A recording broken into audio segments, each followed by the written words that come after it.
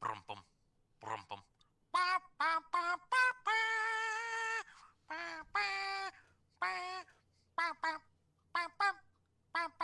You're listening to Talking Marvel. Team Venom, assemble. Hi and welcome to the first edition of Talking Marvel with Team Venom. And did you like what I did there, Connor? I said first edition as if it was something special. Do you know what? Because me and you were involved, it is special. It is.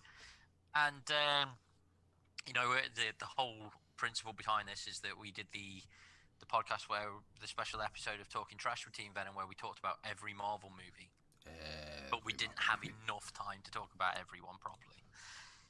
And that was one of the most well-received episodes we had. Probably one of the highest heard episodes. So we figured... episode. Yeah, and one of the longest, yeah. So we figured that we'd split it down. We'd do this new little series. And on Talking Marvel, each week we will go for... You good? We will go for an installment of the MCU. Once we run out of them, we'll probably go to X-Men, probably onto the other Spider-Man movies, Blade, all the other things that we could do. So the format on this, we're going to do 3 positives, 3 negatives, and we'll give it a rating out of 10 each at the end, and we'll just see where it stands. So, do you want to hit us with the first positive, man? Yeah, we'll go with me first because I've got the 3 positives. That way we start and finish on a positive. These ones are going to be fairly easy to do positives for, to be honest. Purely and simply, I'm going to say that I said this in the bumper episode we did for the Marvel Cinematic Universe as a whole. Yep. Considering this is for Iron Man, as our friends over at Tea and Tights would say. I'm obsessed with their podcast right now, my dude. No, I can't help it, man. It's so funny. Yeah, it's Iron Man. My number 1 positive for this is I think this was the perfect way to introduce Iron Man as his introduction to Iron Man on the big screen. Yeah. As I say, with a lot of not just Marvel but superhero movies as well, especially when it's like an origin, is that they become, whatever hero they become early on, and then by 40 minutes in, they're fighting the biggest villain. Yeah. And then they get their ass kicked in about 3 fights and then beat him at the end. Yeah. Whereas this, it was very much quite story-driven, which I really enjoyed. That also ties into the negative that I'm going to... And I just want to throw out there that I'm clutching at straws for these negatives, to be fair. They're not negatives. It's like we've got to make negatives for the whole point of this podcast, so I'm having to force myself to do this. So my negative ties into what you were just saying about there wasn't any of the big bads, which, fair enough. I appreciate that they weren't. But Ironmonger was essentially a guy in a modified Iron Man suit. And it's like his villain was a reflection of himself, which, is fair enough because it's... Yeah, but that seems to have been the theme of every comic book here, every comic book movie of virtually all time. The X-Men, we couldn't have the X-Men going against Sentinels until Days of Future Past or anything. We had to put up with them fighting evil versions of themselves. Yeah. You know what I mean? And Spider-Man, it was like, yeah, he's a spider. Now he's going to fight a goblin.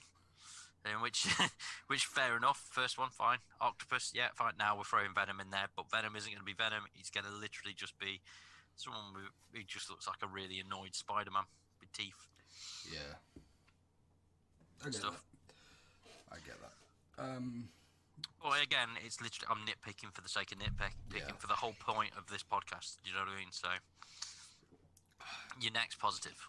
My next positive is, it sounds like a cop-out, but my next positive is the choice of casting Iron Man. Purely because when they hired Robert Downey Jr. to play Iron Man, I bet they had no idea the hold he would take in people's hearts Well, they paid him next to nothing for that first one in comparison to what he's gotten since, because he wasn't a star. He had all his demons and such. He had like, he had all his demons. He wasn't in the public eye anymore. His career had pretty much plummeted, and then he did this, and everyone was like, Robert Downey Jr. is the greatest man alive. I'd say like when you first saw him in Iron Man 1, I bet nobody had the thoughts of what they would feel about Robert Downey Jr. by the end of Endgame. Yeah, definitely. So, my next negative is something that it's the same negative that I'm going to use in Iron Man 3, and the waste of the Mandarin. Yeah. Because they did the whole thing of the gang that captured Iron Man, well, Tony Stark before he became Iron Man, when he was building his stuff in the cave, was the Ten Rings, which was the reference to the Mandarin. So the Mandarin's gang of terrorists caught him in the desert. Like, that's all we got as a Mandarin tease. And like, I remember in the 90s cartoon series, there was one whole season where Mandarin was just at the end of every episode, just finding a ring somewhere and building his power up to eventually go and fight Iron Man some 12 episodes later or whatever. We could have had something like that. Do you know what I mean? We could have had some hint. It wouldn't have had to be overtly stated. Like in the Hulk, they had the leader in there, but you actually just had him have the accident. You didn't have him as the leader. Yeah. You just said, that guy's Samuel Stearns. He becomes the leader. Here's how he becomes it, but we're not going to see it properly yet. And, my problem with that is that if you need to collect 10 rings to build your power to fight, he'd already done it. Yeah, but if you need to collect 10 rings to fight Iron Man, you're shit. Well, no, in the cartoons it wasn't just Iron Man, to be fair. Iron Man had his own team of Avengers. I was going to say, an EMP grenade can beat Iron Man. Yeah. It was, he had the whole Force Works thing, which was like the 90s edgy version of the Avengers. So, they were all in the Iron Man cartoon series at that point when that was going on. But essentially, Mandarin was the guy behind the 10 rings. And we got nothing. No hint of him, other than that these guys were the 10 rings. Do you know what I mean? It's like, that was where I was slightly let down in it. And apparently we're going to get that now for the Shang-Chi movie that's going to come out within the next couple of years, hopefully. The plan for that is it's Shang-Chi and the Legend of the Ten Rings, isn't it? Yes. And they're having the proper Mandarin as the villain there because they've since revealed about that film. Yeah, no, I'm not convinced. This is either going to be a movie that they can make into a masterpiece, or it's going to be the worst one. Thing is, I'm still going to watch it. Oh yeah, I'm going to watch it regardless. Yeah. But I think it's going to be. I mean, you should arrange to go to Birmingham and watch it in IMAX. What the fuck is IMAX?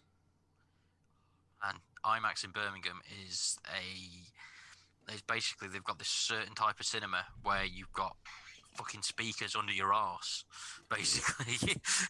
Believe me, I've got that anywhere. Yeah, but the whole thing is just immense.